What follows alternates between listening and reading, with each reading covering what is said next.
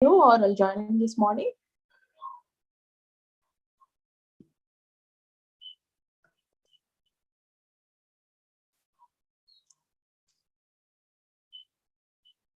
Hare Krishna, Mataji, please accept my humble obeisance. All glories to Srila Prabhupada, all glories to Sri Guru and Gauranga, all glories to all the assembled devotees. This is Shashidhar joining from Texas.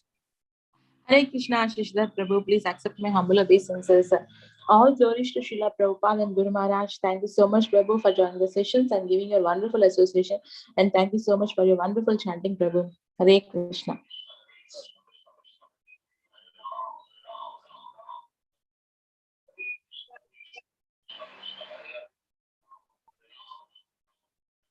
Hare Krishna. Anybody would like to introduce themselves? Hare Krishna Mataji, Dandavat Pranam. Please accept my humble obeisances. All glories to Srila Prabhupada and Sri Guru and Gauranga and all the assembled devotees. Yashamati from Chicago. Hare Krishna, Hare Krishna, Yashamati Mataji. Please accept my humble obeisances. All glories to Srila Prabhupada and Guru Maharaj. Thank you so much, Mataji, for joining the sessions and giving your very sweet association this morning. Hare Krishna. Hare Krishna, Mataji, Dandavat Pranam, all glories to Srila Prabhupada. This is Devi Dasi from Texas. Hare Krishna, Vinita Gandharvika Mataji. Please accept my humble obeisances. All glories to Srila Prabhupada and Guru Maharaj. Thank you so much, Mataji, for joining the sessions and giving your very wonderful association. Hare Krishna.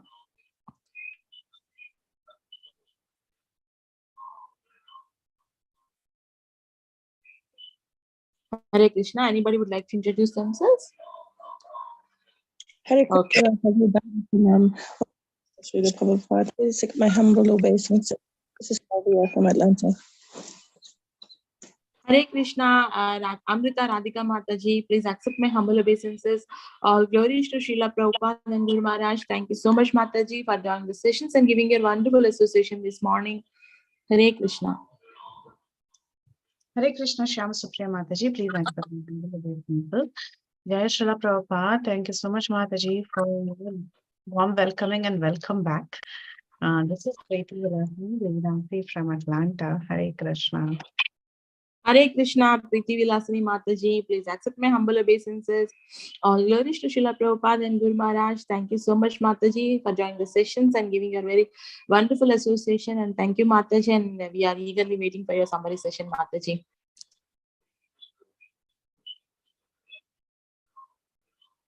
So, Mataji, if you start recording, then I can start with Srila Prabhupada quote.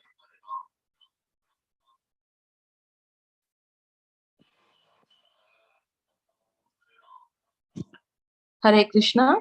I welcome all the devotees to our Bhakti Sangha Japa conference call of our Srila Prabhupada Lilamrta summary session. And as part of the summary session, we are going to hear the chapter summary of 52 by Her Grace Preethi Vilasini Mataji. Before handing over the call to Mataji, I would like to read the quote for the day. 25th November. With folded hands, I request you, don't you become hippies again by growing hair. Keep your head cleansed at least once in a month. That is my request. Neither I can chastise you. I am also old man. You are young man. Vrindavan, November 25th, 1976. Hari Bol. Hare Krishna, Preethi Mataji, please accept my humble obeisances. All glories to Srila Prabhupada and Guru Maharaj. Thank you, Mataji, for giving your very precious time and association and giving chapter summary of 52, Mataji. I hand over the call to you. Hare Krishna, Mataji. Thank you so much for this very wonderful opportunity. Thank you, Vinita Gandharvika Mataji, for assigning me this chapter. So we'll get started. And this is, as Shyam Supriya Mataji announced, it's chapter 52. Chapter 52, I have done my part. So before we go ahead, just a quick question. Anyone remembers what was the title of the previous chapter? Chant Hare Krishna and fight, if I'm right. Right, Mataji? Yes.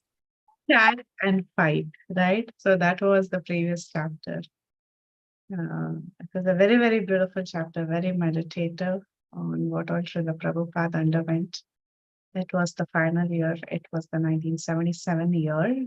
And we saw some very beautiful pastimes right from the month of January till almost July, I think, was covered in the previous chapter of Srila Prabhupada's life. Very nice.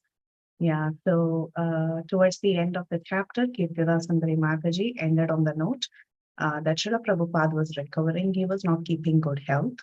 And different people were giving him different advices. Some people said, maybe you should go to Haridwar. Some people said, oh, maybe you should go to some nice vacation place where you can recuperate. And finally, the suggestion given was maybe you can go to, Rishikesh, because that is where the Ganges flow. And Srila Prabhupada really liked that idea. He really liked that idea, and he decided to go to Rishikesh. So that is where we stopped from the previous chapter, and we'll continue. Chapter 52, I have done my part.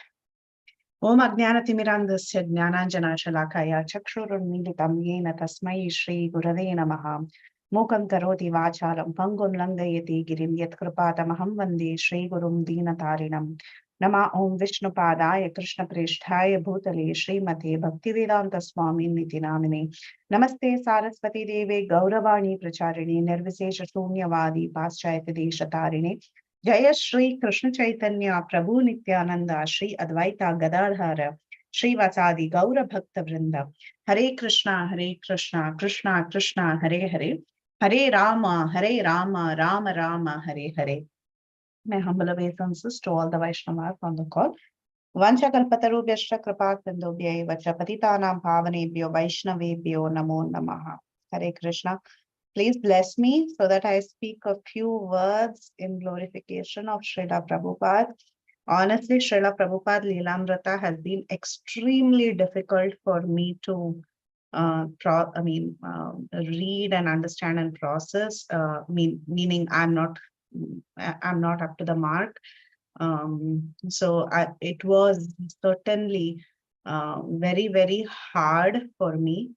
So I really pray and request all of your blessings so that I may be able to glorify Srila Prabhupada at least to a very minute extent. So praying for all of your blessings. We'll get started. Chapter 52, I have done my part. And this is the beautiful landscape of which place? Rishikesh. So that is where Srila Prabhupada went. So how did Srila Prabhupada feel when he went to Rishikesh? Initially, the weather was very, very perfect in Rishikesh. The beautiful Ganges was flowing. It was an idyllic weather, very nice. But however, on the 8th night of Srila Prabhupada's stay, suddenly a violent storm hit. And as the storm started affecting the weather of Rishikesh, Srila Prabhupada's health also started deteriorating. So much so that Srila Prabhupada felt that his end was nearing. So he wanted to go to Vrindavan, thinking that it's time that he might have to depart. And anyhow, he started talking to his disciples, telling them that I think we should soon return to Vrindavan.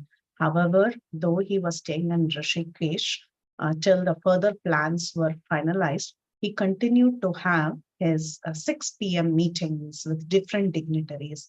So there were many people who came to visit Srila Prabhupada in Rishikesh. So some of them were impersonalists and some of them some altruistic people. So like that, Srila Prabhupada would have interviews and he would meet different people and preach to them the philosophy of Krishna consciousness and tell them that it is only Krishna consciousness that can truly change the world. Prabhupada also would cook and he would teach his disciples how to cook. So while in Rishikesh, and while cooking one day, he said the very interesting story of the lazy man. So this was a Bengali story that was often quoted by Srila Prabhupada. So the story goes like this, that there was a city where the king wanted to open a chatra or an ashram for the people who were very lazy and who couldn't even cook, meaning they were so lazy that they couldn't even get up, go to the kitchen and cook. So he wanted to have free meal program for such people in the city. So the king, he called on for people who were really, really lazy, and he said that we have this free meals program, so you can come, you can stay here, and you can get your free meals for your survival. But however, what happened in that city was that not just one or two people who were like so lazy came, but also tons of people showed up in that place thinking that now we'll get free food. So at that time, the minister came up with the idea, to make sure that only really, really, truly lazy people can stay there. So the minister, he set fire to a part of the kitchen. And the minute the fire caught on, all the people started vacating that place. Obviously, they were not lazy. They could get up and they could run, right? So they all vacated that place, except for two people. One person was telling, oh, my back is burning. I have a very hot sensation in my back. And the other person said, oh, don't worry, just turn around and sleep. So these two were the only lazy people, and they continued to get the free food, and the rest of them were driven away. So like that, Srila Prabhupada, he would often tell many little stories when he was cooking, about food, about kitchen, and so on. So time went by in Rishikesh. However, remember in the beginning itself, he felt that his end was nearing and he wanted to move on. So the storm, it started getting really, really severe, and it started knocking down all the power in Rishikesh. So everyone started losing electricity, and Srila Prabhupada was getting very weak. He said, I think I should really move on to Vrindavan. He felt it was time for him to pass away. And the devotees there, they understood the seriousness of the situation, and they made arrangements for Srila Prabhupada's travel. So while Srila Prabhupada and some of his disciples were traveling in car towards Vrindavan, while going, at one point, Srila Prabhupada saw that there were different sellers selling different things. Like in Indian roads, you can see, right? Some people, they sell cucumbers, some people guavas, and sometimes you can see people selling tender coconut. So like that, when Srila Prabhupada, he was looking through the roads, he just lowered down the window and he saw a man selling cucumbers. So he asked Damodar, who was with him in the car, to stop. And he said, I'm feeling thirsty. So I think cucumbers are very good to quench thirst. So these people, they got down and they got some nice cucumbers for Srila Prabhupada, and Srila Prabhupada relished the cucumbers. But he was really, really weak. He was taking rest in the car. He would sleep in the car. And after 4.5 hours, they reached Delhi. Now, Delhi is quite close to Vrindavan. But it was time for Prabhupada to get on from the car and relax and take some rest. So they went into the center, the ISKCON center at Lajpat Nagar. And Srila Prabhupada, he met with some of his disciples who came to see him. Prabhupada was telling that actually, I know my time is coming. Now eating has finished. He said, I prayed to Krishna that I should be freed from eating, sleeping. And actually that is happening now. I've already given up mating and defending when I took sannyas. But now time has come for eating and sleeping to end. All these material activities have to eventually stop. I prayed to Krishna and I see that my appetite has also started going down. So he said, if death takes place at any time, let it take place. But let it take place here in Vrindavan, because he was nearing Vrindavan. He was in Delhi at this point in time. So seeing the way he was speaking and his very, very weak condition, his demeanor, all the devotees, they began to cry. Obviously, their spiritual master, under whose shelter they were living all these years. So all these devotees, their heart was breaking. But then Prabhupada said, there is nothing for me to tell you all something new. There is nothing left. There is nothing left for me to tell. Whatever I have to say, whatever is needed, I've already told in my books. So your business now is to just understand, follow my instructions, read my books, continue to understand that whatever I am here, I have given you, whether hereafter I'm present here or not present, it should not matter for you all, because everything is there in my books. Just follow my instructions. So don't worry, even if I'm not there, things should go on perfectly. So Prabhupada, he eventually reached Vrindavan. And in Vrindavan was the most beautiful mandir, Sri Krishna Balaram Mandir. Prabhupada was extremely happy to be in Vrindavan in the most beautiful temple of Sri Krishna Balaram. And when he was in Vrindavan, many wonderful personalities came to see him. Many saintly people in Vrindavan, many scientists, many politicians, so many people came to get darshan of Srila Prabhupada. There was one Mr. Bose who had come to see Srila Prabhupada, and he had some amazing conversations with Prabhupada. As they were talking about Krishna consciousness, a little later, the conversation turned into the talk about ghosts. Prabhupada, he was telling his experiences with ghosts in the past few years. So Prabhupada told that he was in a haunted house of Loknath Malik in Calcutta at one point in time. And he had even rented a ghost house in Lucknow at one point. And he said, actually, I'm not very afraid of ghosts. In fact, I am ghost proof. Actually, all devotees are ghost proof, right? Because as long as one chants the holy names of the Lord, all inauspiciousness just runs away. So he said, I am ghost proof. In fact, in England, there are many ghosts. When Prabhupada would buy big mansions in England, there were many ghosts. And he said some of them were evil. They would even kill. You can see them entering the bathroom or, sitting on a pillar. And however, you should not worry about ghosts, because by offering pinda, one can easily free his forefathers from ghostly bodies.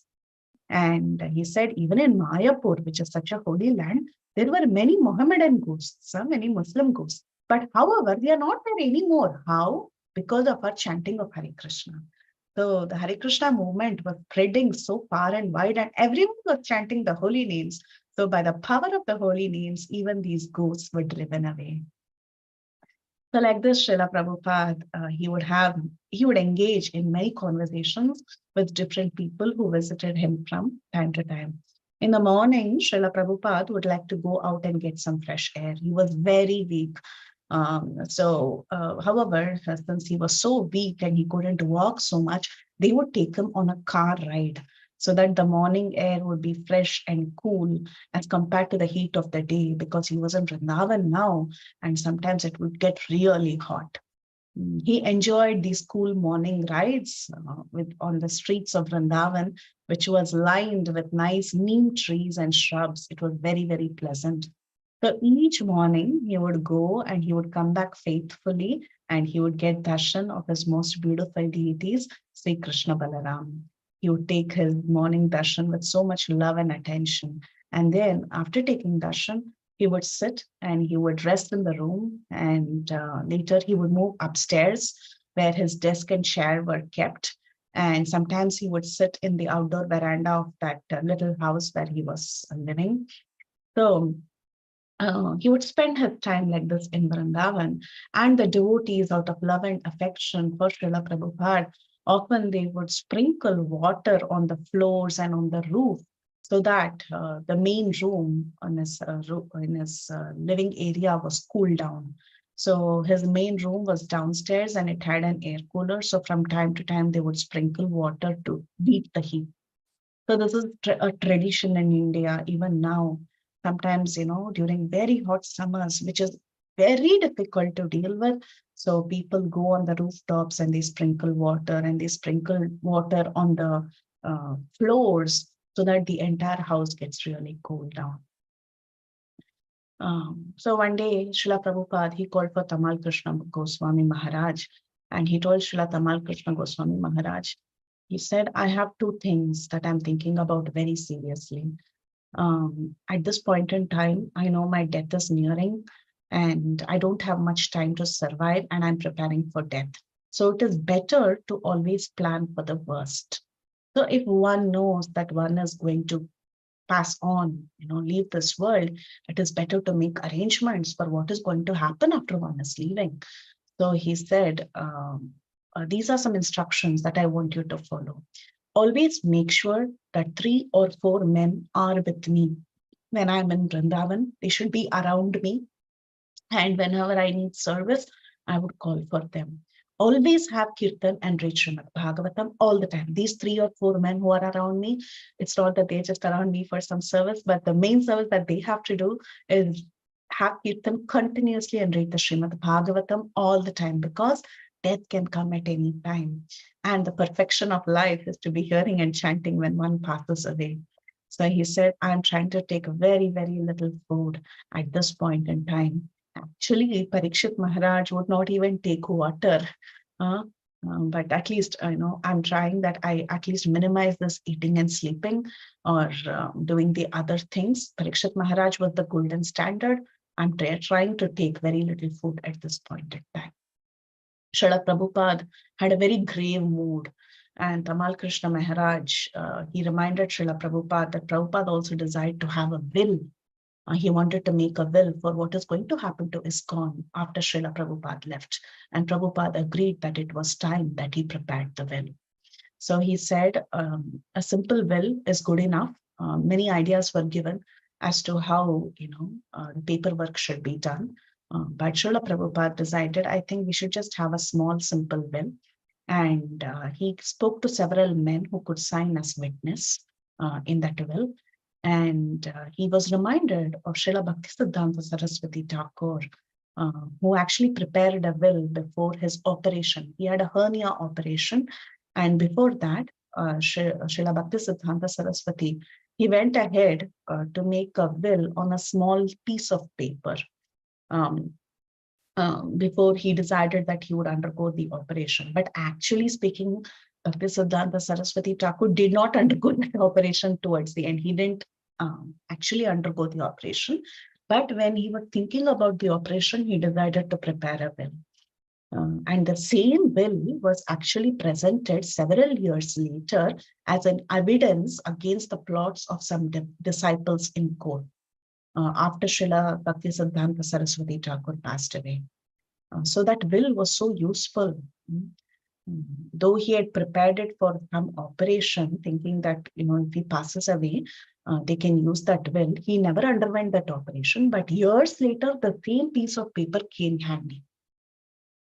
So Srila Prabhupada said he was our original founder. So whatever he wills, that is accepted. So that piece of paper in which he had written what he wanted, that was enough as proof. So then Tamal Krishna Maharaj asked Srila Prabhupada, why didn't Bhaktisiddhanta Saraswati Goswami undergo that operation? What prevented him from undergoing that operation, though he had plans for it?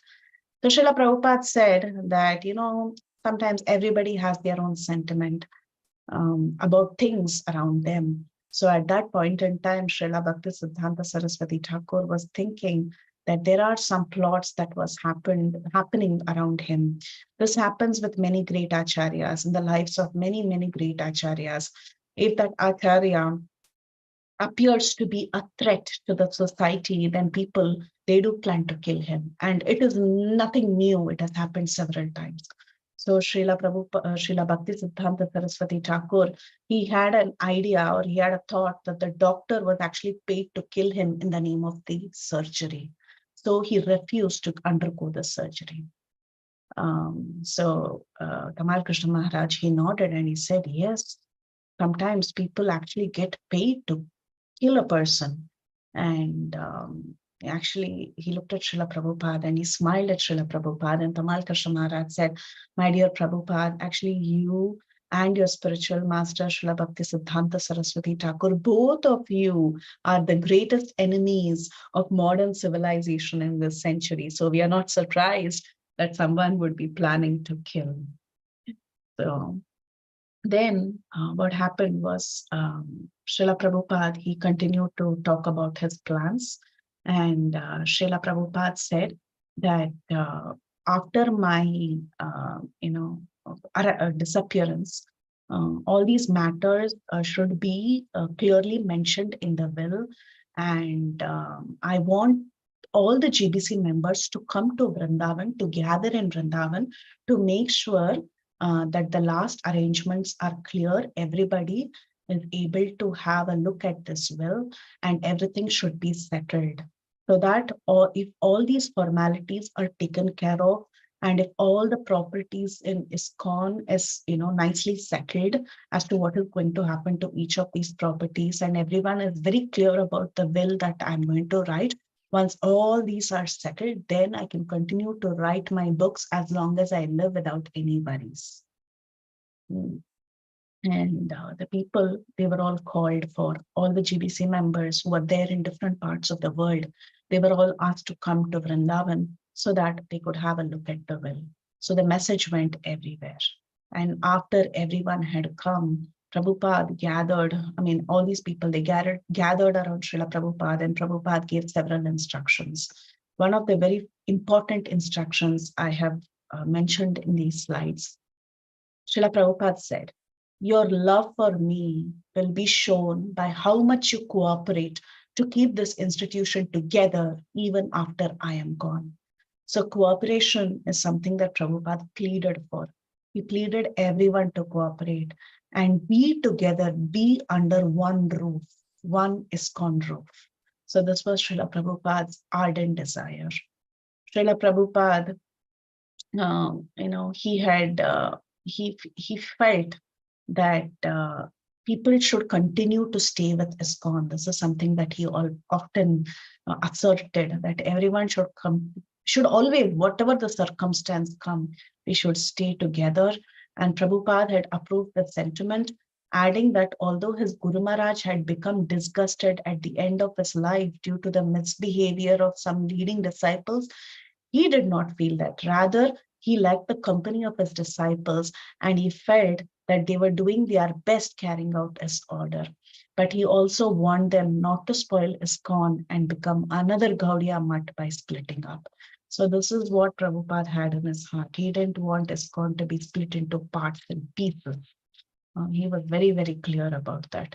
He said, when my spiritual master was there, he felt very bad seeing the way many of the disciples of my spiritual master were fighting with each other, but still he tolerated, he loved all his disciples. But what happened after Srila Bhaktisiddhanta Saraswati Thakur passed away, Gaudiya Mutt, he got split into pieces. But I don't want ISKCON to become like that.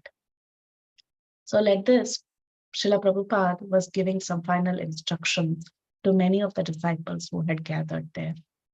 Jayapataka Maharaj and Bhavananda Maharaj had come there, and they were giving several updates about Mayapur. And they said that it would just take 6 more months. But however, Hindus and Mohammedans are taking to Krishna consciousness in Mayapur. Mayapur was a very big project, and it was assigned to some real stalwart devotees and disciples. And they were working very, very hard in bringing up the huge temple in Mayapur. And everyone was worried about Srila Prabhupada. Everyone was telling, what will we do, Prabhupada, if you just leave us and go? Then Prabhupada said, you can pray to Krishna. Prabhupada said, Krishna is all powerful. And one of the most important things is when I'm going, please don't spoil Mayapur. Keep it. Mayapur is very, very important to me. So you'll see how to this day, Mayapur is actually the world headquarters for ISKCON. Then there were other devotees who actually came to see Srila Prabhupada. One of the devotees that Prabhupada really liked and always celebrated the devotee as being very intelligent. Even in the previous chapter, when Kirtida Sundari Mataji was describing the previous chapter, she was talking about this one particular disciple of Srila Prabhupada, Rameshwar Das. So Rameshwar Prabhu, he was a great book distributor. So he came and he gave reports of USA book distribution. And then some other devotees, like Kirtanandana Maharaj and others, they came and they told Prabhupada, why don't you trade your old age like King Yayati? We read in the Srimad Bhagavatam how King Yayati traded his old age. But then Prabhupada said, actually, you disciples, you all are my body. Don't worry about this body if it passes on. You are my body. So whatever is our mission, you carry it out. You do it. The disciples carry out the remaining work that the spiritual master has left. So then Rameshwara Swami Maharaj, Rameshwara Swami informed Prabhupada about the last volume of the 9th canto that it was in the printer. It was being printed. The Srimad Bhagavatam was being printed, and the first volume of the 10th canto would follow in 2 weeks. So this was a great news because Srila Prabhupada, the most important project, one of the most important projects he had taken on is translating the Srimad Bhagavatam, and he wanted all the books to be printed and distributed. So this was giving him so much happiness in his heart that the 9th canto was almost in completion, and the 10th canto in 2 weeks would get published. I mean, at least would get printed. So Srila Prabhupada was very, very happy to get reports from various devotees who came and told Srila Prabhupada about the different preaching that was going on all around the world. Srila Prabhupada would spend a lot of time chanting the prayers of Raja Kulashekara Alvar. He read from Srimad Bhagavatam. He would hear from Srimad Bhagavatam, and he would chant japa very attentively even during these days. Rupanuga, he came and he read a beautiful prayer that he had composed. He had composed a very beautiful poetry of how he was appealing to the higher authorities, to the Guru Vargas, to the Acharya Guru Vargas, or the higher, our entire Guru Parampara. It was an appeal to the Guru Parampara, asking them to keep Srila Prabhupada with us. So he came and he read that beautiful prayer. And Srila Prabhupada appreciated all the petitions that was given by his disciples. And he understood that these are beautiful expressions of sincere affection. And it is not at all improper for disciples to cry and to pray for their spiritual master. But then he said, you all are so nice. I'm so grateful that I have such loving disciples. But then he said, ultimately, it is up to Krishna. Krishna is the final decision maker. You may have a plan, I may have a plan, he may have a plan, she may have a plan, but ultimately, Krishna has his final plan. So Prabhupada, he said, whatever is Krishna's plan, let that happen and all will be fine. Then he told the beautiful story of how a saintly person blessed different people in different ways. He said, a sage, he blessed a prince to live a long life, since after death, he would be punished eventually for a sensual life. So whenever, as much as he's living, so let him, live a long life and let him be here. The sage then also blessed an ascetic person to die at once so that he can be relieved out of suffering from his austerities and receive the pious rewards. But then when he asked what the blessing would be for a pure devotee, the sage said it doesn't matter because the devotee had already obtained the lotus feet of Krishna, and in any condition it would be the same, whether he lived or he died. So this is a very important message that Srila Prabhupada was giving everybody, that whether I live or die, in any condition, we are Krishna's devotees. So nothing should matter. So that sage who was giving the blessings, he understood this perfectly. But then the next topic came into discussion. Now, sometime back, they were talking about the will, what would happen to the different properties in ISKCON. But now, what about the initiating process? What are we going to do after Srila Prabhupada leaves? And what are we going to do till Srila Prabhupada lives? Because Srila Prabhupada had not yet left, right? He was still there. So what is the process when he's living and what is the process after his passing? So this had to be very clearly recorded, right? So Satswarup Maharaj Goswami, he came and he asked Srila Prabhupada, what about the people who are aspiring for the initiation from you? Prabhupada hadn't left the world at that time. So at that time, Srila Prabhupada said, yes, Ritviks or Gurus can initiate on my behalf. Amara Agnyaya Guru. So he said that person, he will be a guru on my order because I am still living. In my presence, that is in the spiritual master's presence, a disciple will not become a guru because the spiritual master is present, right? But sometimes the guru cannot go to a place and initiate because of certain conditions. Like now Prabhupada was really, really sick and he was old and he was not able to fulfill many duties. So at that time, somebody else, he would be called as a Ritvik who would initiate on my behalf. When is this possible? This is possible during the presence of the Guru. Okay. So he said, Satswarup Maharaj said, then in that case, the people who are initiated, would they be considered as your disciples? Yes, he said, Srila Prabhupada, they will be my disciples, but the Ritvik Acharya will do it on my behalf. Okay. So like this, he made it very, very clear. Then he said, after my passing away, now comes the main part. He said, after my passing away, the disciples of my disciples will begin to initiate. And after my passing away, when my disciples will begin to initiate, and they will take new disciples, and the newly initiated people will become my grand disciples after my passing away. So what did he say? He said, after I leave, my disciples will become gurus and they will take new disciples. Those new disciples will become my grand disciples. So he said, when I order you to become a guru, you become a regular guru. That's all.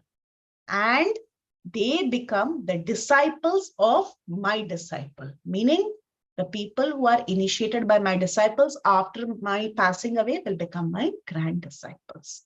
So this is very, very clear. This is recorded, and this was done in the presence of everyone. So everyone clearly understood Srila Prabhupada's intentions, and that is how it is to be carried out, and that is how it is carried out even to this day. Okay.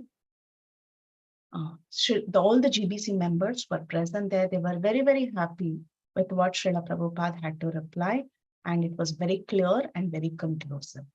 Then later, he would select some of you, and whoever he selected could become an initiating guru. This is also something that he said, Srila Prabhupada said that when a guru, before he passes away, he will select a bunch of people and he will authorize them. And they, after the passing away of Srila Prabhupada, would become an initiating guru.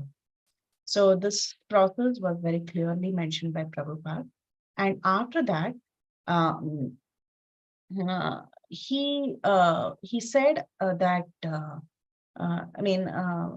since he made it very clear, it is seen that even in Srila Prabhupada's purport, this concept is being made clear in many ways.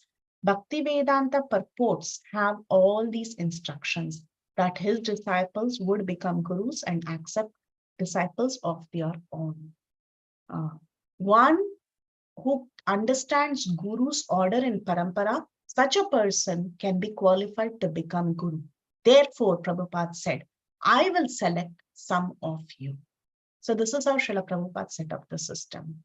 So Prabhupada emphasized on the point that he would be the guru till he's alive, but after that, he would select a bunch of people who would take charge of the GBC, and some of them would also be initiating gurus, and after his passing away, they can take disciples. Now the question comes, what if someone falls down, right? So Prabhupada said that I would be initiating a bunch of you. I would be suggesting that a group, some of you would become initiating gurus. So then Tamal Krishna Maharaj asked, what will happen if that person deviates or he has a fall down? Then Srila Prabhupada said, such a person would be replaced. But everyone should strive to be an ideal acharya.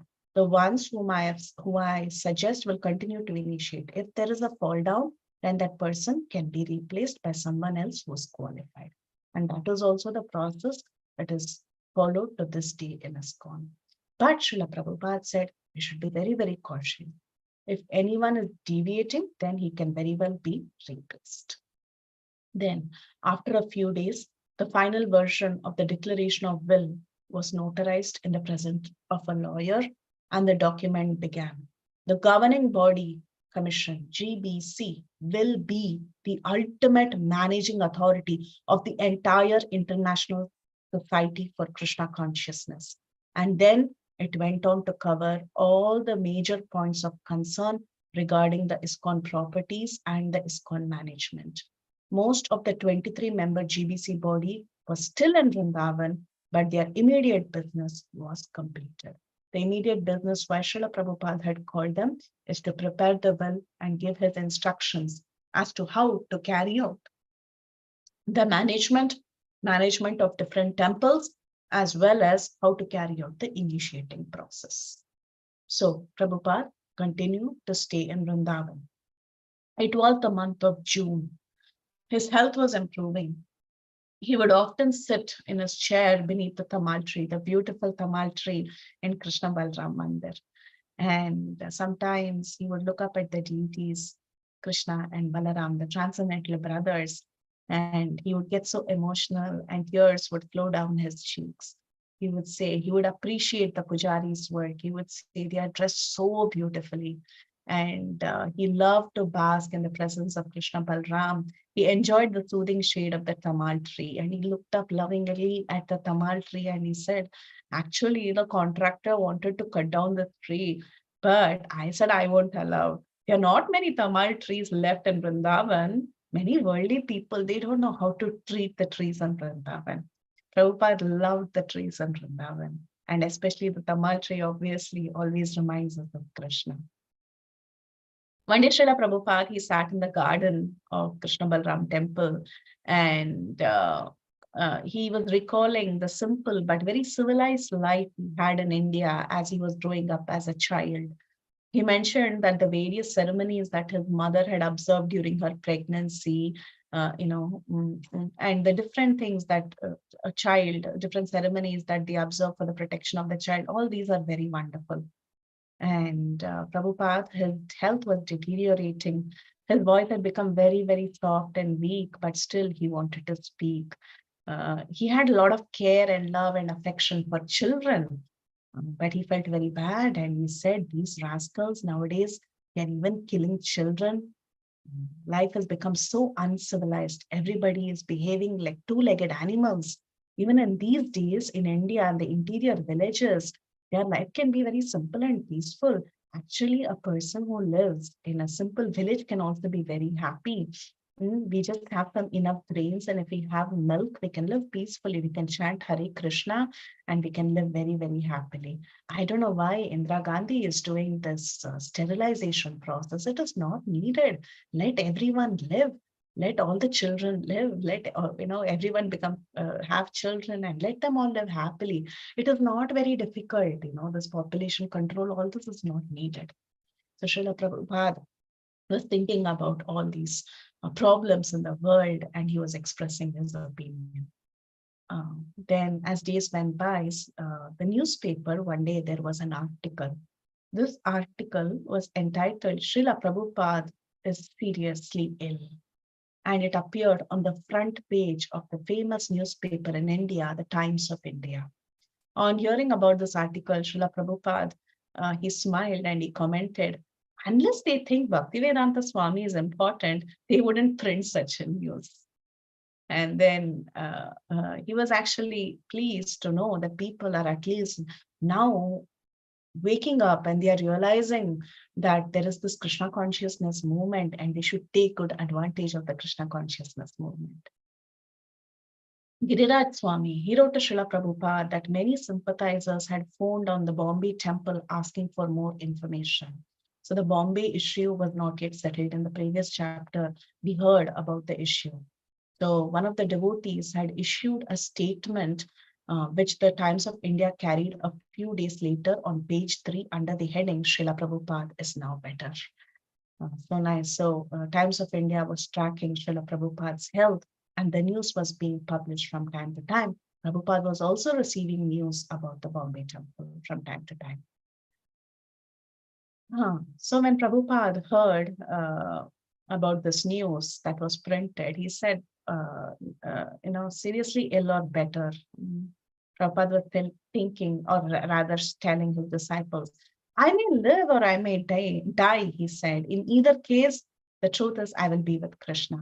But then he confided, actually, I asked Krishna to give me enthusiasm to continue up to death. A soldier should die fighting on the battlefield. That's so powerful and it's so inspirational for all of us. It's so inspiring, right? So till the time of death, we should ask Krishna to give us the strength and enthusiasm to keep fighting. It's Krishna's will, it's his will, whether we live or die. But in either case, we should fight. Then Srila Prabhupada, on Srila Prabhupada's request, Tamal Krishna Maharaj was replying to all the correspondence and signing his own name as the secretary, because so many letters were pouring and they were coming to Srila Prabhupada when he was in Vrindavan. But Prabhupada didn't have the strength to continuously reply to everyone, and Tamal Krishna Maharaj was helping him do that. And in one of the letters, Srila Prabhupada wrote, under these circumstances, actually, it's not possible for me to read letters. And even Tamal Krishna Maharaj, actually, he was penning this down. He said that Srila Prabhupada may not be able to read all your letters and reply to all of you personally, but I inform to him any good news that comes, so that we have some nice news that goes to Srila Prabhupada's ears. And I've informed to Srila Prabhupada that the town hall meeting and many preaching activities have gone really well. So these letters that would come to Srila Prabhupada, they were very, very valuable. And Prabhupada would also, dictate some letters, and Tamal Krishna Maharaj would write them. And these letters that were sent back to devotees, they would have some direct quotes of Srila Prabhupada. So they were very, very precious. So like this, Prabhupada continued to live in Vrindavan. Sometimes he would call out to his disciples and he would thank them for being with him. Sometimes he would chastise his disciples if they made big mistakes. And one day, early morning, Srila Prabhupada woke up and he said, yeah, I had an interesting dream. And then he told his devotees about the dream that he had. He said, my dear devotees, I saw a lovely dream. It was very, very interesting. There was a big assembly of drunkards and also chanters were present. These drunkards, they were like madmen. Some of the drunkards, however, they were getting transformed and they were becoming chanters. So Prabhupada said they cannot stop fighting. They were fighting, but then ultimately they became chanters. These drunkards were so crazy. So when Srila Prabhupada told the dream that he had, Tamal Krishna Maharaj asked him, sir, were you also there at that point in that bar, Prabhupada? He said, yes, I was also standing there. Were some of the chanters becoming drunkards? He asked. Chanters cannot fall down, So Tamal Krishna Maharaj's question was that drunkards were becoming chanters, but did the chanters become drunkards? But then Srila Prabhupada said, no, chanters cannot fall down. Their names are listed. It is there in the list. They are going back to Godhead and they are in Krishna's family. So if you have chanted, your name is recorded. You're going back to Godhead. You're already there in Krishna's family. Then many devotees, they came to meet with Srila Prabhupada. Swarup Damodar Maharaj, especially, he had come, and Prabhupada loved talking to him because he was a scientist and he was a scientist preacher. He was preaching to the scientific crowd. Many people came to see Prabhupada. Some people, they got a pineapple. Some people, they got a lovely lotus flower. And Prabhupada very lovingly picked that lotus flower. He opened up the petals and he would hold it in his hand with a lot of love. Prabhupada relished pineapple juice. Prabhupada relished anything all his devotees brought. Prabhupada, when he was talking to Swarup Damodar Goswami, he was talking to him about the Vedic evolutionary theory as it is presented in the Padma Purana. He said the evolution is already presented in the Padma Purana, 8,400,000 species. Yeah. So many species are mentioned, and the evolution theory is more about the evolution of the soul, right? So he said that is there in the Padma Purana, and it was presented thousands of years before the Darwin's theory that we evolved from monkeys. So Swarup Damodar, he was acknowledging what Prabhupada had to say. And then Swarup Damodar Goswami, he started to speak about the various scientists he had met and how many scientists were interested in having a nice seminar. He said, I am thinking, the seminar was about the origin of life. They wanted to have a conference. So Swarup Damodar said, I'm thinking that the title of the conference that we would have should be named as Bhakti Vedanta Vijnana Conference in Vrindavan. But Srila Prabhupada said, I mean, why should we name it that way? Why don't we name it Life Comes from Life? And Swarup Damodar was very, very happy. He agreed. He said, yes, life comes from life. And I know you all have read this book, Life Comes from Life, right? It's a very beautiful book of Srila Prabhupada's words. So he said, yes, make that conference, Life Comes from Life. And he said, make something extraordinary. We are just not some magicians or some yogis. There is money in ISKCON. There is intelligence in ISKCON. And I can give you inspiration. Let's transform everybody. Let's transform everyone's life. So let's not just do some magic and attract crowd. Rather, we shall philosophically go to the warfield and fight. Prabhupada, he loved to hear about book distribution. So that was the favorite news that Prabhupada always loved to hear. Actually, when two of Prabhupada's sannyasis who had come to visit him after the GBC meetings and all that, when they were taking leave of him, Srila Prabhupada he just smiled very pleasingly and he said, I may stay or I may go, like because many people were taking leave, they were going to different parts of the world to continue their mission. So that time Srila Prabhupada blessed them and asked them to leave. But then he told them, I may stay or I may go, but my books will live forever. When he heard that 40,000 hardbound books had been distributed in 1 week, he said, if book distribution increases, I will never die because I will continue to live in my books. I will be living for centuries. Even if my body goes, I continue to live. Tamal Krishna Maharaj, he remarked that the book distribution reports were one of a kind of a news that did not give Prabhupada a headache. And Prabhupada, he was very, very happy hearing that comment, because sometimes Prabhupada would hear certain news and it would give him a big headache. He would be very upset hearing that news. But whenever any news about book distribution came, Srila Prabhupada would be so happy. It would give him so much enthusiasm. So Tamal Krishna Maharaj was looking at Prabhupada and telling, my dear Prabhupada, it looks like only this news never gives you a headache. And Srila Prabhupada he smiled broadly and he said, no, that never gives me a headache. In fact, that is my life. Book distribution is my life. So Srila Prabhupada was very, very pleased by the different letters that he received from one devotee by the name Ghanashyam. Ghanashyam, he was distributing books in communist countries in Eastern Europe, and he was extremely successful. He was systematically traveling from one country to the other in Eastern Europe, and he would place full set of Srila Prabhupada's Srimad Bhagavatam and Chaitanya Charitamrita in university libraries. In communist Europe, he was a daring personality who would go and distribute books, and he would come out with great success. And Prabhupada would wait to hear the reports from Ghanashyam. On hearing one of the reports of Ghanashyam, Prabhupada's demeanor completely transformed. And he said, my books are the real communism. He declared with so much enthusiasm. He said, I'm writing for the whole human society. My philosophy is to unite human society on the basis of Krishna consciousness. And that is happening.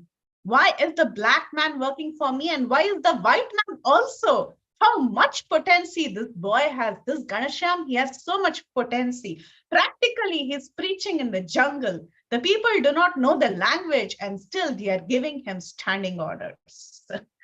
How beautiful. Yeah, so Prabhupada was really, really impressed when book distribution was going good. Coming to Srila Prabhupada's books. This is about editing Srila Prabhupada's books. One day, when Srila Prabhupada was sitting in the garden in Krishna Balram Mandir, along with Tamal Krishna Maharaj, Swarup Damodar and others, they all were sitting with Prabhupada. And Prabhupada got a news and he became very, very disturbed. He was going through his books and he detected a mistake in an already printed book. Tamal Krishna Maharaj was reading a loud verse from the first canto that began, Munayaha Sadhu Prashtoham. Srila Prabhupada had asked him to read all the synonyms that was printed. And Tamal Krishna Maharaj, he read, Munayaha, of the sages, Sadhu, he read the meaning. Prabhupada said, okay, this is relevant. Prishtaha, question. Prabhupada said, okay. But then he heard Munayaha, and he said, Munayaha, he asked. And he said, there is a mistake in the way it has been translated. He said that, it is O sages, not of the sages, but someone has changed the word to word translation to mean of the sages. So Prabhupada became very angry, and he said, these rascal Sanskrit scholars, they are thinking they are learning Sanskrit very nicely, but they're all immature. A little learning, he said, is very, very dangerous. Immediately they think they have become a big scholar, thinking I shall arrange, and then they write all this nonsense. It is not of the sages, it is O sages. He continued to speak about this mistake for half an hour. He was very, very disturbed. He did not like these things.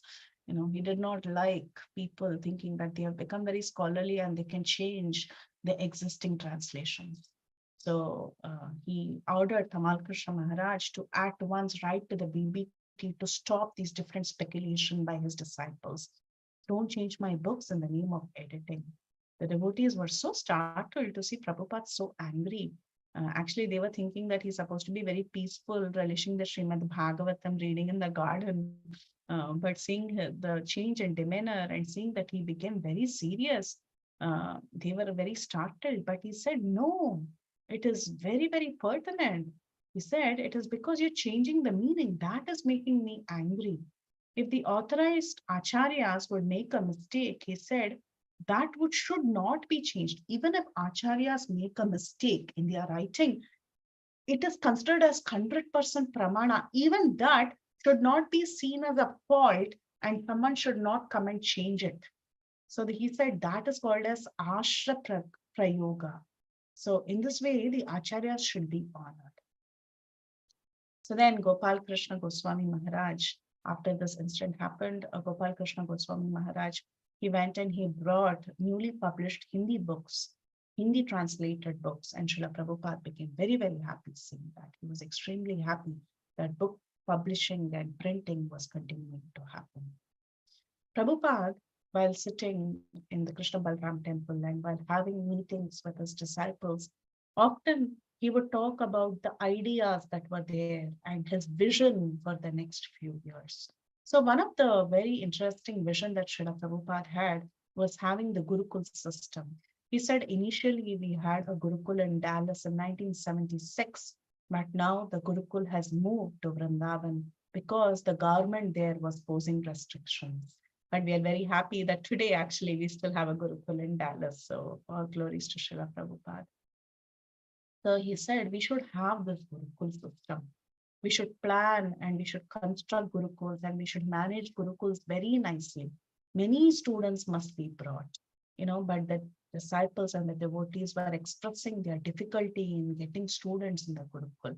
He said, no, you should take all efforts. You should go out and bring students, because the more students we train, the more soldiers we have. And these are the only people who can save us from the Rakshasa civilization. So go out and bring out the best of the students and bring them to the Gurukul system of education. So Prabhupada said that if the Gurukul was successful and if ISKCON got more standing in the future, the government could actually take guidance from ISKCON. And they can understand how potent this Gurukul system of education is. And if the children in the Gurukul are trained very nicely, they can set a great example to the society. They will show that people should not cheat, claiming to be a Brahmana or a Kshatriya without training. So he said these things nowadays, the civilization has become so polluted. This Gurukul system and proper training, all this has become a dream. But Srila Prabhupada said it should be done very soon. I'm thinking of so many things, so many nice ideas and projects are coming to my mind, but my life is ending. So at least you people, you record these ideas and keep these ideas in your heart. You're all young men, but very soon we can implement all these wonderful ideas. Prabhupada, one other idea that he had was about the Vedic cosmos. So we are very, very fortunate that now today in ISKCON, we have the Gurukul system. We also have the Vedic planetarium that is coming up. So this was also the vision of Srila Prabhupada. One of the topics when Srila Prabhupada dealt with during these days was the conception of a modern universe for Vedic planetarium. His disciple, Ambarish Prabhu, he was the great-grandson of Henry Ford, and he had pledged to donate for the constructing of the museum planetarium. And the idea initially was to implement this major museum planetarium in Detroit or Washington, D.C. But however, we are very happy that now it is in Mayapur, right? So we are yet to have the inauguration, but it's very soon going to be inaugurated. So Srila Prabhupada, he wanted, his vision was that he wanted to present the structure of the universe as it is presented in the 5th canto. And nobody so far was able to show how it could be done. It was a very difficult task. And many people would get very confused when they would read the 5th canto of the Srimad Bhagavatam, because the modern day astronomy, the modern universe says something, Bhagavatam says something else. And it was very, very hard for the devotees to reconcile what was being spoken. So in fact, Srila Prabhupada in Bombay, he had also gotten a so-called Vedic astronomer before, and Prabhupada had tried to have an audience with him, but even that person, he was unable to even make a simple diagram of the cosmology in the 5th canto. So Srila Prabhupada said, modern scientists, they don't understand Srimad Bhagavatam, how Jambudvipa is described and about the concentric oceans and islands. And the scientists, when they read about the mountains, they are not able to relate it to the mountains that are present in today's world. But Srila Prabhupada, he cautioned the devotees that, don't try to be very prejudiced. Read the Srimad Bhagavatam as it is. Don't compare one with the other. Read the Srimad Bhagavatam as it is, and the Bhagavatam will reveal to you.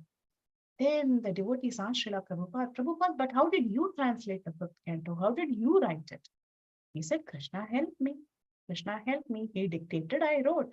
So he said, actually, our business is not to satisfy the scientists. We just have to describe according to Shastra. And if they understand it, they will understand it. Otherwise, it's not our business to satisfy the so-called scientists. We are dealing with the real description. And of course, it was Srila Prabhupada's vision and Prabhupada's desire that the 5th canto should be presented properly and everyone should understand it. And today, we have a decent understanding of the 5th canto of the Srimad Bhagavatam. Thanks to all the disciples of Srila Prabhupada who painstakingly took this great effort and made very beautiful explanations using the commentaries of the Acharyas, using the purports of Srila Prabhupada. Prabhupada would have many beautiful conversations with many of his disciples who were still around during his stay in Krishna Balram temple. That is when he mentioned the story of faith, especially because this topic of the 5th canto had come, right? Some people, they didn't have faith in the words of the Srimad Bhagavatam. So that is when Srila Prabhupada, he told this beautiful story of the cobbler and the Brahmana that teaches faith. One should have complete faith in this beautiful scripture of Srimad Bhagavatam. You all know the story. Once Narada Muni, he was wandering and he met a Brahmana, and that Brahmana was very, very pious. And that Brahmana, when he saw Narada Muni, that Brahmana asked, oh, Narada, where are you going? Narada said, I'm going to Vaikuntha. So the Brahmana said, when you go to Vaikuntha, oh Narada, let me know when you come back, what, tell me about the Lord, right? And then the Narada also met the cobbler.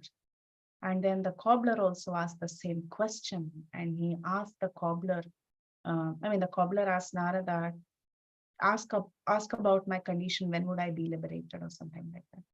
So then Narada Muni, he goes to Vaikuntha and then he comes back and he tells, when he meets the Brahmana again, when the Brahmana asks him, oh, did you meet Lord Vaikuntanath?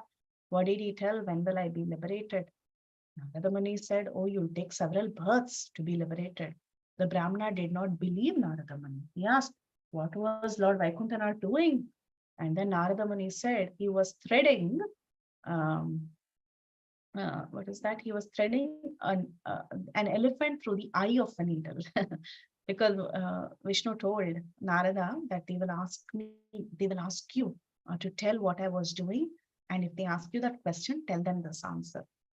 So when the Brahmana heard this answer, he started laughing and he said, oh, you didn't meet Vaikunthanath. There is no way you met Vaikunthanath. But then when the cobbler saw Narada Muni, the cobbler, he asked Narada, what was the Lord doing when you went there? And he said the Lord was threading an elephant through the eye of a needle. The cobbler became so ecstatic and he was dancing. He was dancing. And Narada said, oh, do you really believe it?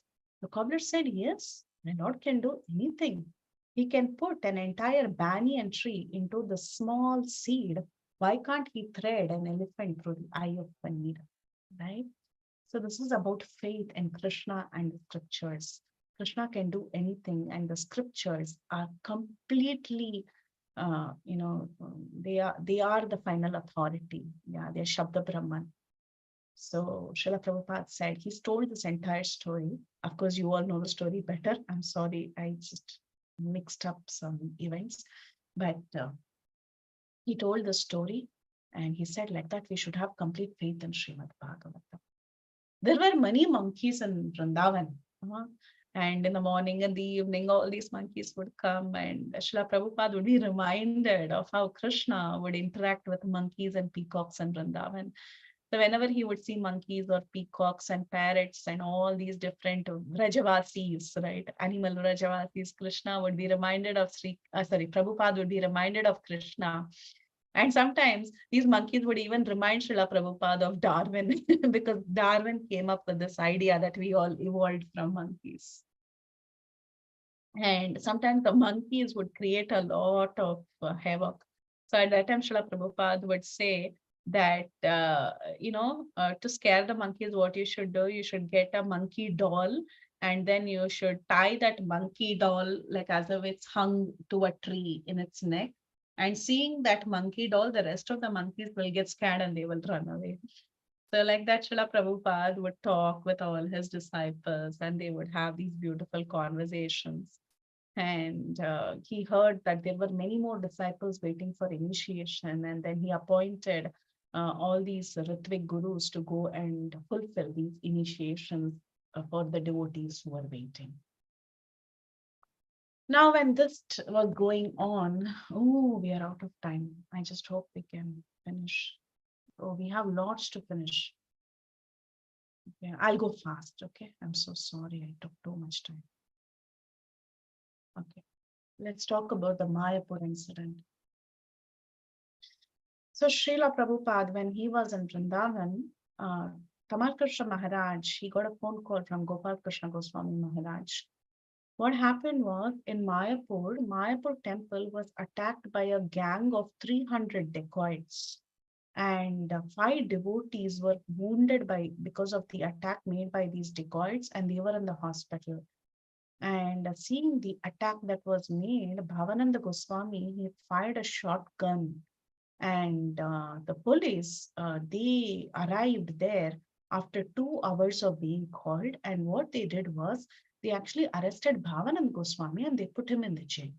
Now, Srila Prabhupada, when he got this news, he became very, very disturbed. He said, if the dacoits attack, what is wrong if we use our shotgun? No, we are not killing them or something. What is wrong?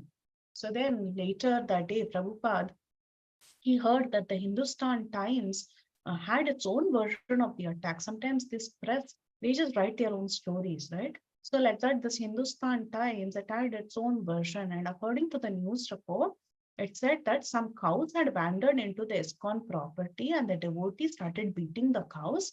And the angered villagers heard about the ill treatment of the cows and they came to complain, and at that time they were shot and 2 had been injured.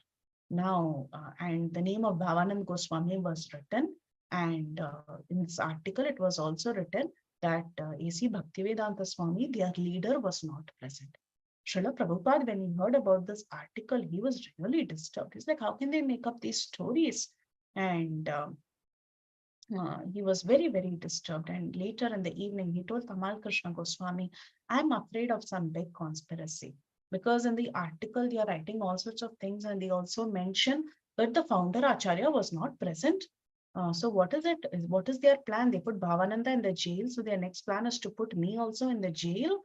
And then Tamal Krishna Maharaj was also very, very sad. He said, what sort of news is this? Devotees never ill-treat cows. We don't beat cows. Why did they write such article?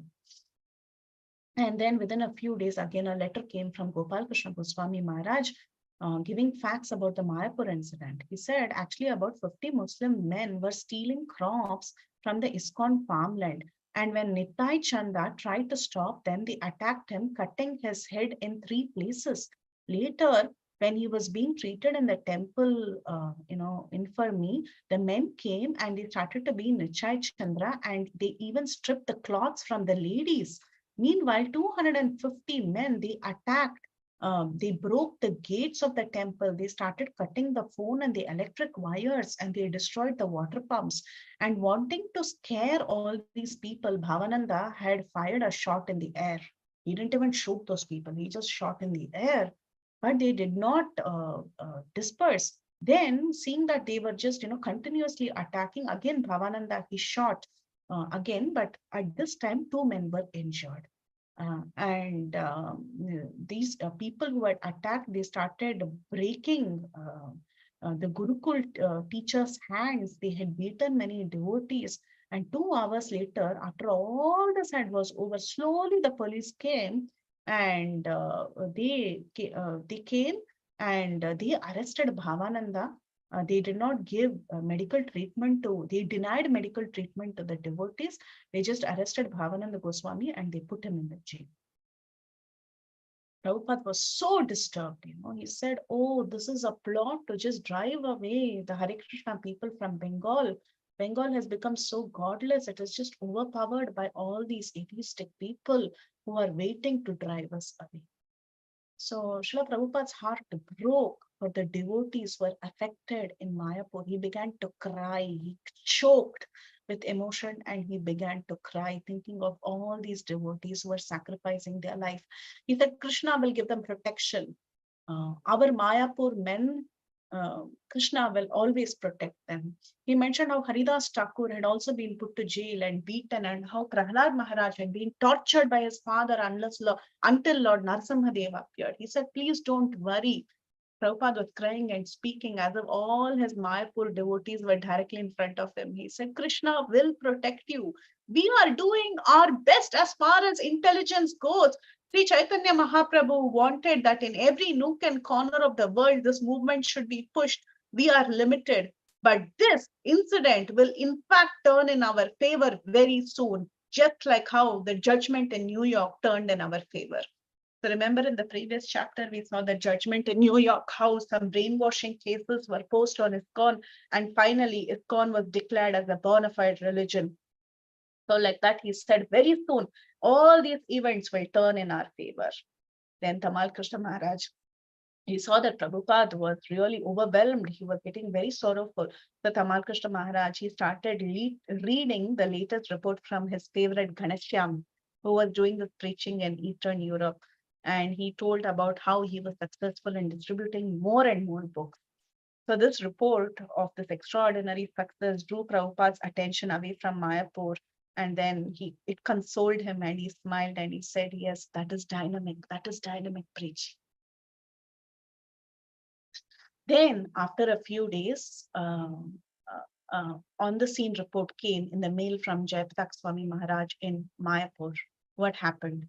The local Hindus of Mayapur were outraged at what had happened after this whole incident. And they mobilized mass petitions supporting ISKCON temple. Although newspaper reports were all false, gradually people started learning the true facts. Jayapatak Swami Maharaj reported vivid details of Bhavananda and other devotees being marched through Navadvip in chains on their way to court, and the people of Navadvip offering them respect. The devotees were still in jail, he said, constantly chanting Hare Krishna. This is so much like how Haridas Thakur and others were arrested. The same thing was repeating. On the whole, the report was Now, the latest report that was received was very optimistic. He told Prashadam distribution was continuing in Mayapur, book distribution was continuing in West Bengal, and it was in fact increasing. The preaching parties were very well received wherever they went when they saw this gruesome event. Srila Prabhupada's prediction was actually coming true. Indeed, this incident was turning in the favor of the devotees. He commented that the enemies had thought that they were digging up a garden snake by attacking Krishna's devotees, but they were finding that they actually, in fact, had unearthed a cobra. So the devotees were getting more and more powerful. Prabhupada continued to stay there, and he was translating the 10th canto pastimes through his dictaphone. And while he was describing the 10th canto pastimes, the childhood pastimes of Krishna, which is so attractive to everyone's hearts, he was glorifying Mother Yashoda, especially the Damodar Leela, the translation of the Damodar Leela. He had so much appreciation for Mother Yashoda. He glorified her as the emblem of pure devotion. Now, some devotees were coming and going. Some devotees were leaving the association of ISKCON. One devotee by the name Abhiram had come, and he was telling Prabhupada that he had some plans of business. And he said that it is better that I remain aloof from the main ISKCON community because doing business was getting very, very difficult. So at that time, Srila Prabhupada gave Abhirama a very good instruction. He said, doing business in Bombay, he could actually benefit by living close to the temple. Grihasthas should not be dependent on the society, he said. At the same time, they should not be independent of the society. So Srila Prabhupada, he said this and he laughed at the apparent contradiction. He said, that is the position. Our society cannot take charge of a family, meaning you cannot just go and make yourself completely dependent on the temple. But you should not be completely independent of the temple. At the same time, if they remain independent of the society without touch, then the karmis poison will affect them. They will get influenced by others. You should be in constant association with the temple congregation. So Srila Prabhupada concluded that the solution for grihasthas is to either get an apartment near the temple or to live as close to the temple if possible. One should not be completely independent, he said. You should be in touch with the temple. Why? Because if you try to cut off completely from the congregation, then you're putting yourself in more danger. And then he told about different preaching efforts and opening temples. He said, all of you, when you go out and preach and when you build temples, you should conquer as much as you can manage. As much as you can manage, that much you should conquer. In the name of conquering different places, conquering means what? Like spreading Krishna consciousness. In that name, you should not overdo something and then ignore the ones that you have already conquered, like Alexander. What did Alexander do? Alexander went and he conquered so many lands. But when he was conquering newer and newer lands, he kept forgetting about the older lands. He did not keep an eye on them. So you all don't become like that. So be very careful, once you have built a congregation or whatever, always focus, look at the needs of the existing place.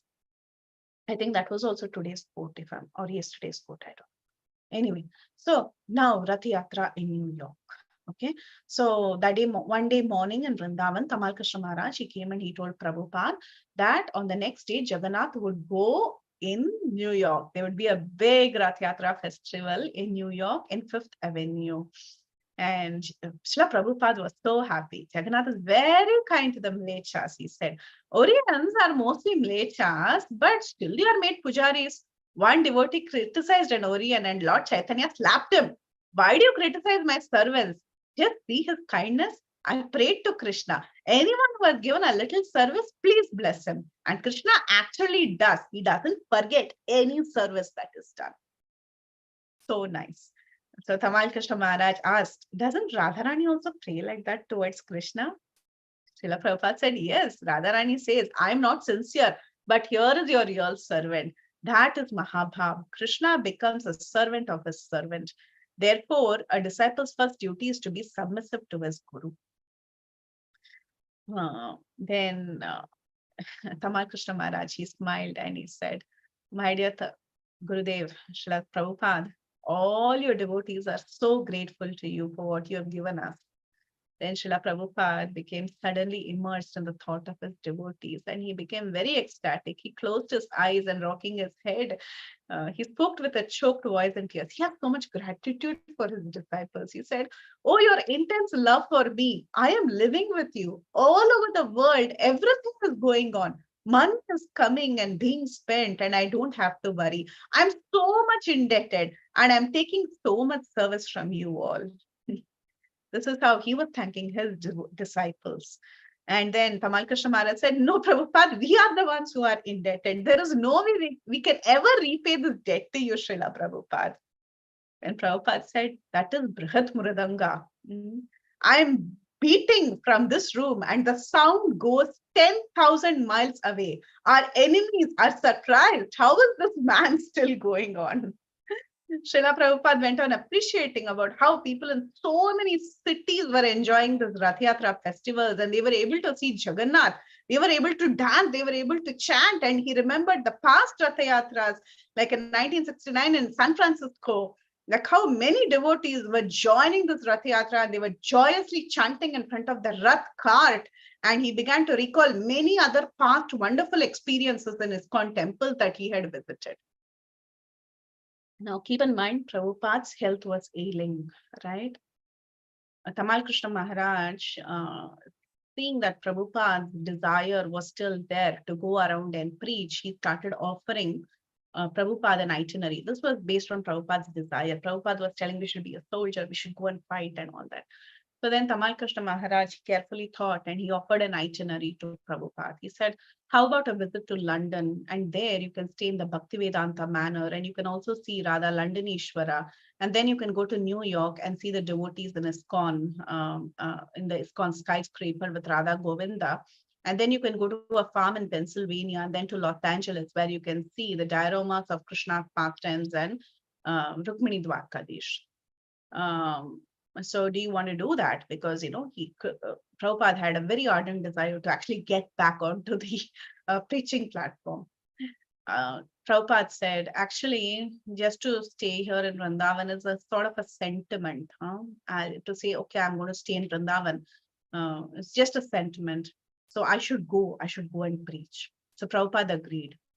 And then Prabhupada smiled and he said, "Actually, in New York, if at all I die, you will have to entomb me on the roof." Because there's no place in New York. There is no place in New York, even if a person passes away. He just joked. There is no other room. If I die, as long as I die among you, you're all Vaikuntha men, so it's okay. So Prabhupada was telling, or I'm just trying to explain Prabhupada's mood here. So Prabhupada was telling, if I go to New York, and what happens if I die in New York? If I die in New York, there won't be even a place to make a samadhi for me. So you will have to entomb me on the roof because there is no other room. However, if I die, it's let me die in all of your presence. He's telling his disciples, look at Prabhupada. He's telling this, that as long as I die, let me die among all of you, because you all are Vaikuntha men. He's not telling I am a Nitya, I am a Nitya Siddha and all that. No, you all are Vaikuntha men. Let me die in your presence. That is Srila Prabhupada. And then he said, I had a dream. This was so sweet. He said, I had a dream and Vaikuntha men came to take me. I was passing away and Vaikuntha men came to take me. You know how the Vaikuntha men were looking like? They were all white men with shaven heads. All your countrymen have gone to Vaikuntha. And all your countrymen have actually, they are not able to believe how you all have changed here in this world. These Vaikuntha people, even in Vaikuntha, there are white men in shaved heads. And they came and they are surprised to see how many people in America and Europe and other places are changing. Srila Prabhupada then he said, actually, why don't we consult with an astrologer whether I should go on a trip to these different places and, or I should stay back in Vrindavan. Whatever is auspicious, let me do that. So he told about his birth time. He said, I was born in the evening at around 4 o'clock. And he gave his date of birth and time and all these details for any astrologer to see. And then he said it was Nandotsav. You can consult with the old Panchanga to see that day. And based on that, you can ask the astrologer to calculate my horoscope. And it was a Tuesday. So check with them if it is okay, but I am prepared to go to the West, he said. He just wanted to make sure everything is okay. So he said, let's get it, checked with some astrologers. So meanwhile, he was mentally ready to go on a travel, but he was still translating his books, and his translation would not stop. He would still be ready for traveling, and he said he would continue with the translation. So some of the astrologers, they came back and they said that actually with the consultation with some astrologers, it was told that the next 2-3 months would be very difficult in Srila Prabhupada's life. However, if he got a blue sapphire ring, or, a blue, sometimes we have this gemology, right? So like that, a blue sapphire would actually appease the negative effect of the grahas. So Srila Prabhupada, he said, okay, whatever that sapphire is, just get it and let's put it on and let's see, what we can do next. And on the last day of July, there was an important guest who had come, and that was the governor of Tamil Nadu, Sri Prabhudas Patwari, that was his name. He was visiting Vrindavan and he paid a visit to Srila Prabhupada, and he invited Prabhupada. He said, Prabhupada, your health is not at all good. You're doing such an amazing contribution to the world. Why don't you come? I invite you. Come and stay at the Raj Bhavan in Madras and undergo some treatment and become all right. You see, you're not keeping good health. We can offer the best of the treatment in Madras. So please come. But then Prabhupada, he resisted. He said, no, I don't want to come there and, undergo treatment. I think I'm fine. This body is old. It will wither. So I don't think I'm in a position to actually just come for the sake of treatment. But he did ask the governor for the protection of the Mayapur devotees. He said, did you hear in the news how the Mayapur devotees are being treated? So please, help them. You're in such a great post. So why don't you help them?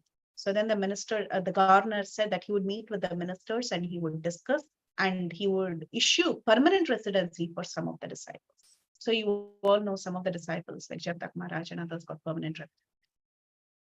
Now, what happened to the horoscope, right? So Srila Prabhupada, he was getting more and more strong to go to the West. And one of the astrologers had told that by after 4th of September, Srila Prabhupada, after checking with a physician, could undertake travel. But this travel should be only for health reasons, meaning he should go to America, he should relax, and he should take good treatment, and he should become better. So then Prabhupada said, I will go to the Pennsylvania farm. And he was actually hopeful. And one thing is, Prabhupada did not consider that astrologers are absolute guides. He just consulted them more out of curiosity. Astrology, he had respected. Even in one of the purports of Srila Prabhupada, when the verses about Parikshit Maharaj's chart comes in the first canto of Srimad Bhagavatam, when Parikshit Maharaj is born, activities of Parikshit Maharaj, I think. In that chapter also, Prabhupada writes in the purport that astrology is a part of the Vedic knowledge. It's a Vedangam. So you should respect it. It is absolute science. But the modern practitioners, they could be flawed. So that's what he says here also. Astrology is a part of Vedic knowledge, but the modern day practitioners are often dubious. So he said, it's not that I completely just put my faith on this and go. But the main point Prabhupada said is that I understand, I understand astrology, but still, let's see, everything is under Krishna's domain, right? Everything is under Krishna's. So Abhirama, who brought this news, this astrological chart reading, he said that the point is, for 6 months there is trouble, Prabhupada, especially in the first week of September, then again on certain dates in October and November. So the longevity of this chart is 82 years, 5 months, and 11 days, which means February 28, 1978. This is according to birth and stars arrangement. But he made it very clear that due to the hand of Krishna, this could be changed. And if you can pass through 1978, then he sees 4 or 5 years ahead here. So 1977 was the checkpoint, like it was a very, very difficult year for Srila Prabhupada. And we all know that it was in November 1977 that Prabhupada actually left us. So other horoscopes reading also came. And they all showed an inauspicious time ahead. Everybody knew that due to the entry of Saturn in the 8th house. Saturn in the 8th house. 8th house is the house of sudden ups and downs. So if Saturn enters the 8th house in the in that period of time, then there is going to be some maybe death or something like that. So Srila Prabhupada, he took this to indicate that his condition was very critical. But he said in either case, whether according to the stars or according to Krishna, who can change destiny? Everything is in Krishna's hands. But Srila Prabhupada was very inclined to tour the West. So he said, if I can work a little more, he said, our society will be very strong. And I want to see that what I have done is made still more stronger. So let me utilize this time. Whatever time is there, I will utilize it. So I will go. So meanwhile, Jhulan Yatra came by. Okay, Prabhupada is getting ready to go, but of course, other festivals keep coming, right? So Jhulan Yatra came by and thousands of visitors came to Krishna Balram temple. And the Krishna Balram temple at this point had become one of the most popular temples in northern India. And several letters and updates were brought to Prabhupada from time to time during this time. And there was a news about a debate with an atheist. So one devotee brought this news. The Nobel Prize winner had some news about a Nobel Prize winner. And Srila Prabhupada, he was like, what Nobel Prize winner? Another rascal has given him a Nobel Prize. He is a rascal. Another rascal is calling him a Nobel Prize winner. So he says, Suri Sakshi Matala. In a liquor house, the witness is a drunkard. If there is an incident within the liquor shop and the proprietor of the liquor shop has brought some witnesses, but all of them are drunkards. What is the value of that? As soon as you're a drunkard, immediately you're rejected. So this is like one crook is telling the other crook is a winner. So it's like one drunkard declaring the other drunkard is actually a great person. So that is what is happening here. Everybody is a drunkard. So all of you are rejected. So this is something that Prabhupada was telling. Now, Prabhupada, he wanted to go to London, right? That was the proposal. But two factors were making Srila Prabhupada travel very indecisive. One was that the worldly formalities of passport, US residency card, passport, and then US, and then residency card, and other things. This was getting very, very difficult at that point in time. So Prabhupada was, and also Prabhupada had a little personal hesitancy because of the predictions from the astrologer. So these two things were a major factor. It was kind of resisting him from going to London. But he heard that the US consulate insisted on doing an interview. So Srila Prabhupada, he said, actually, I want to go. So can you arrange to carry me or somehow or the other take me? I don't expect any good, but I still have some enthusiasm. He told Tamal Krishna Maharaj, don't be afraid. Even I'm not afraid. Either to die in the temple here or there, it's all Vaikuntha. Wherever we go, that is Vaikuntha. That is true. Wherever a devotee is, that is Vaikuntha. So Prabhupada was thinking about Radha Landanishwara, and he said, Radha Landanishwara is an innocent boy. So sweet. And Tamal Krishna Maharaj, he reminded Srila Prabhupada of how they acquired Radha Landanishwara. This beautiful story of a Radha Landanishwara was brought, and how the deities were unveiled, and Prabhupada just kidnapped those deities, right? So that story was being told. Then Prabhupada said, yeah, it was unexpected. It was such a hopeless condition, but Krishna said, I'm here, take me. And then we brought him. So Srila Prabhupada thought of this Bhaktivedanta manner, and he was glorifying Bhaktivedanta manner, that that lawn is so beautiful. My room is also beautiful. I think good time is coming. I think we should go, Prabhupada was thinking. And he was also recounting that some of the devotees who had left him had come back. He said, Madhudvisha has come back, Gaurasundar has come back, the lost children have come back. How nice, right, Prabhupada? He says, my lost children have come back. So these are good signs. So maybe we should go and make the preaching movement stronger. And Tamal Krishna Maharaj was relishing this mood of Prabhupada, and he said, you never forget Prabhupada, you never forget us. Then Prabhupada said, how can I forget? You have helped me to execute this mission of Lord Chaitanya and my Guru Maharaj. I always pray to Krishna to give you strength. I am insignificant. I cannot do anything, but I pray to Krishna to give you strength. Prabhupada recalled how after installing the deities in Australia, he had thought, these Lechas and Yavanas, what will they do with the deity? Then the next time when he went there, he saw that they were worshipping the deities very nicely. So he said, try to do everything nicely, he said. Krishna will help. Whatever I have done has been done on this principle. Whatever my Guru Maharaj has taught me, I've tried to do the best of my capacity. Now you all carry it out. So like this, Srila Prabhupada spoke on, and he carried waves of transcendental emotion, and he was showing so much love to all of his disciples. And he said, when I go to America, especially Los Angeles and New York, I feel at home. I really like these two places, Srila Prabhupada said. He was remembering the New York days. He said, I remember my first days there. I was like a street boy. I was going here and there. I was sightseeing. I was in New York City. But one morning I saw all the walls were white. And I thought, how did all these walls become white? Who has whitewashed the entire city? And then I went downstairs and I saw it was all the snow. There was so much snow. So then I went with an umbrella and I purchased a packet of milk in the snow. And at that time, I was living in a dungeon. It was always very dark, but I didn't care. Whatever difficulty, I didn't care. I only wanted to preach. Sometimes people would touch me like men on the Bowery, but no one was inimical. Everyone was friendly, even the bums. When I went to enter my New York building, the bums would get up from there and they were lying down, but still they would let me pass by. I couldn't understand the difference between friends and enemies, like Prahlad Maharaj. So nice, right? Yeah.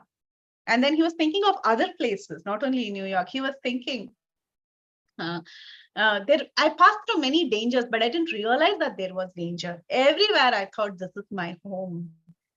He was talking about 26 Second Avenue. He said, I was working very hard. I was lecturing at 7 in the morning and 7 in the evening. I was cooking and distributing prasadam to anyone who was coming. Do you remember Satswarup?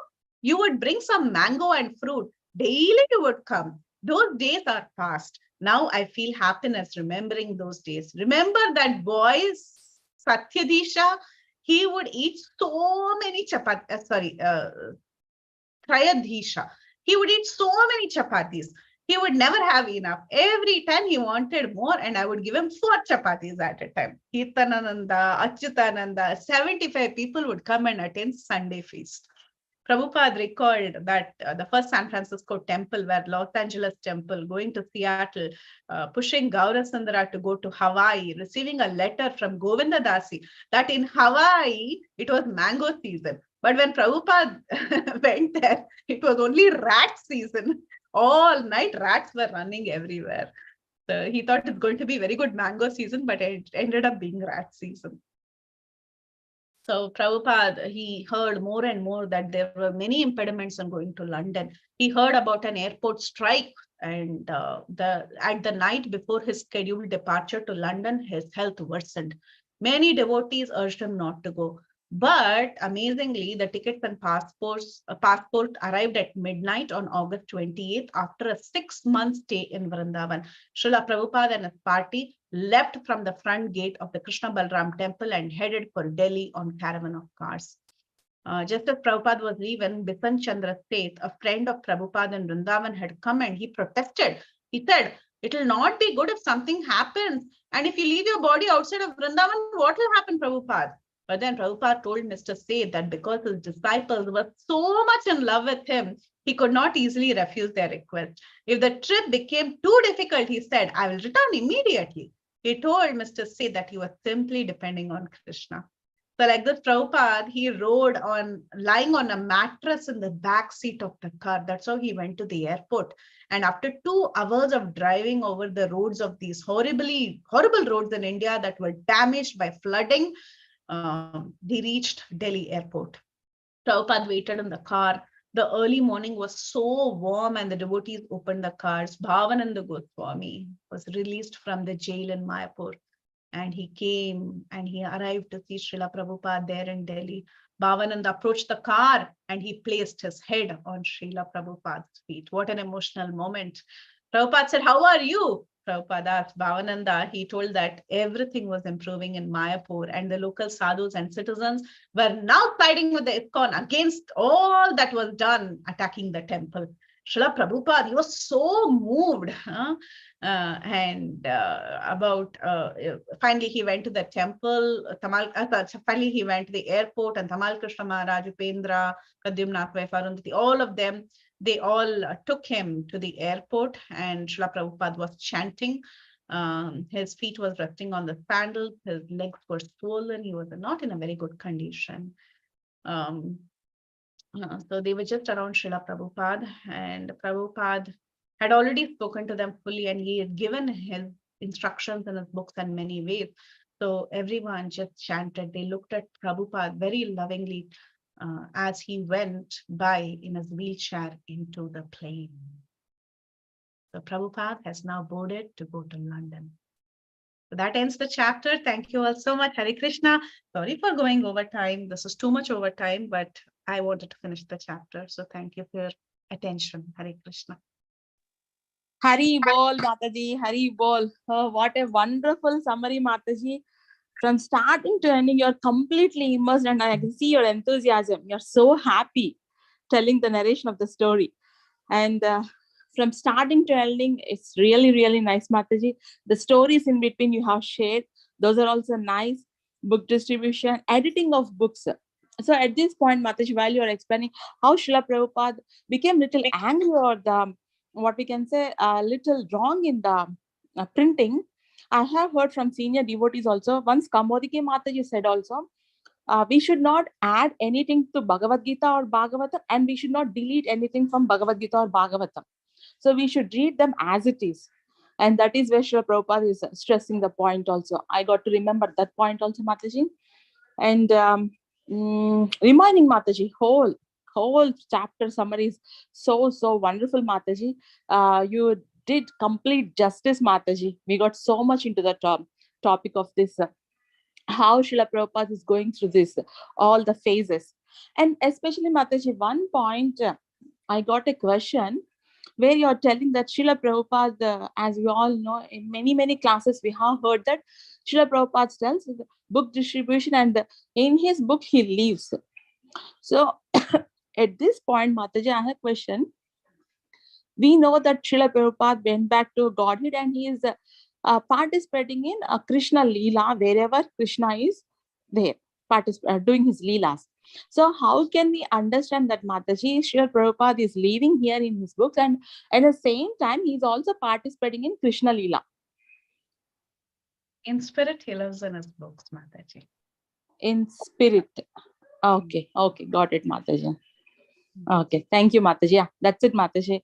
And reminding is wonderful, Mataji. So Hare Krishna, dear devotees.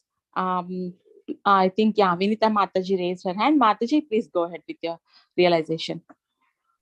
Hare Krishna. Yes, Hare Krishna, Preethi Vilasini Mataji, Dandavat Pranam, all glories to Srila Prabhupada. What a beautiful class, Mataji. You are enjoying the class. That is the most important thing. You are speaking for yourself. Then, like you are, I mean, you're in a room. You are thinking that nobody else is there. You are the one, and Srila Prabhupada, the Lilamrta is there with you. That is what I can feel when you are speaking. Such a nice, and exactly it is all like how Srila Prabhupada plans for everyone. It is all the topic is there, which is suitable for you only. Exactly, it came with the holidays time, and the chapter, you could pick this chapter. I was so nice because astrology and everything is there in this chapter. I really like each and every point of the chapter, Mataji. Main thing is Alexander, that example. Yeah, was very nice. Like we can take up 100 services, but main thing is, are we doing first service that we took? Yeah, it is. That's how I was trying to relate to it. Can I say? That's how I was trying to relate, like how he was telling about Alexander taking up conquering so many places, but he was not able to manage everything. Like that, Srila Prabhupada was saying that it's not about building so many temples, and we need to make sure that everything is going right and they are progressing. All the places progress is there. Very nice, Mataji. So many points, so many stories. Initially, when class started, I didn't hear a couple of minutes. I was in Guru Maharaj call, and then I saw some picture is there. What Mataji is saying, Lilamrta or some story. What is she saying? Then I got, in this chapter, all the stories are there. Very nice class, Mataji. Thank you so much. Wonderful. Thank you, Vinita Mataji. What does Vasishta Muni want to say? Yeah, Vrinda, what do you want to say? I was wanting to say that I like the Alexander one because he was taught through all the places, but he was not able to manage it. If you want to conquer places, you have to be able to manage. Thank you. Thank you, Mataji, for beautiful class on this holiday. Very nice. It's like seeing a movie for us. Very bold, Mataji. Thank you. Thank you so much. Thank you. Thank you.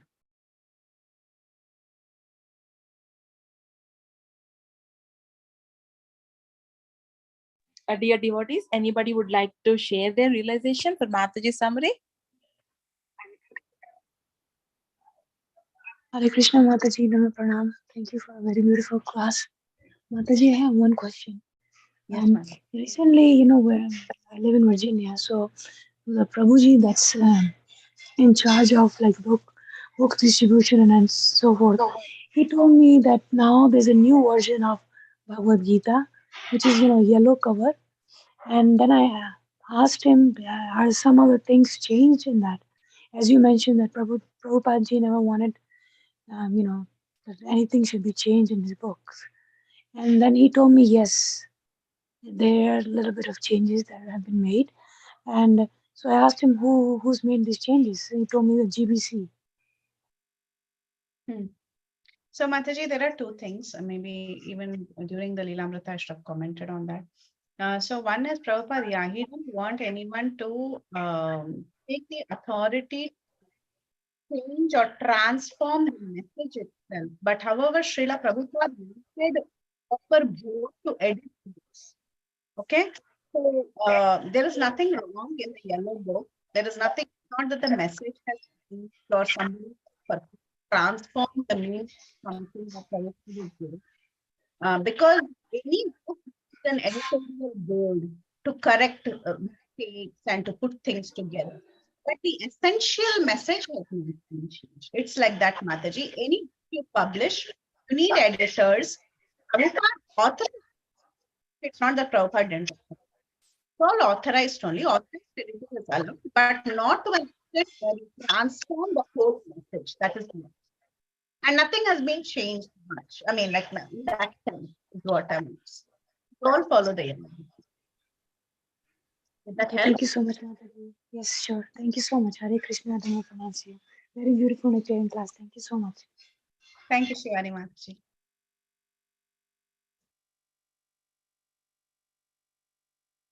Anybody else? So Mataji, I see some chat also. We have Sukasakari Mataji, Shashidhar Prabhu, Shivani Mataji, Yashoda Mataji share their comments, Mataji, for your class. And yeah, Mataji, I have one realization also to share, Mataji, about the guru system.